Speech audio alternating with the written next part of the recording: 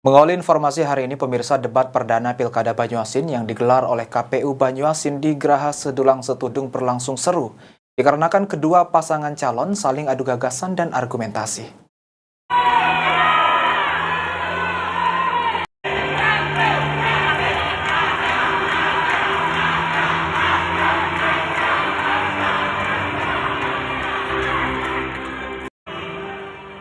Pelaksanaan debat pertama pemilihan Bupati dan Wakil Bupati Banyuasin 2024 yang dilaksanakan di Geraha Sedulang Setudung berjalan dengan seru, dengan disertai adu gagasan dan adu argumentasi kedua pasangan calon yang bertarung. Kedua paslon saling memaparkan visi misi dan menjawab semua pertanyaan dari finalis dengan baik, sehingga membuat pendukung dari pasangan calon masing-masing memberikan semangat dan tepuk tangan. Askolani, calon Bupati nomor urut 1, mengatakan akan melanjutkan pembangunan infrastruktur yang telah dibangun, mengutamakan pendidikan, pertanian, kesehatan, dan pelayanan publik.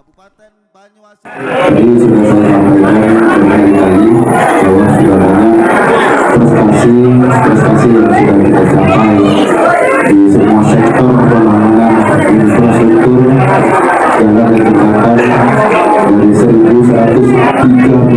kilometer jalan wilayah Kabupaten Banyuasin. Kita sudah mampu menyelesaikan lebih kurang 704 kilometer. Artinya apa, ini juga 62% kita menyelesaikan pembangunan infrastruktur jalan. Tinggal 35% lagi, inilah insya Allah tugas saya yang kedua ini untuk kita selesaikan semua. Termasuk di bidang pertanian, kita juga sudah mendapatkan peringkat keempat. Ini sudah saya sampaikan juga. Target kita harus nomor 1 di Indonesia. Sementara itu, Slamet Somo Sentono, calon Bupati nomor urut 2, mengatakan akan melanjutkan program-program yang tertunda yang telah tertuang dalam visi dan misi dan akan mengadakan pembaruan di Kabupaten Banyuasin. Tahapan dari pemilu ada, yaitu debat publik. Kita bersyukur dan tentunya hal-hal sudah didengar tadi debat publik semuanya untuk membangun generasi.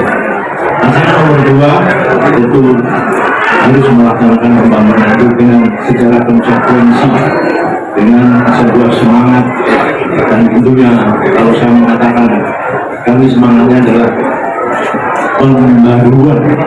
pembaruan.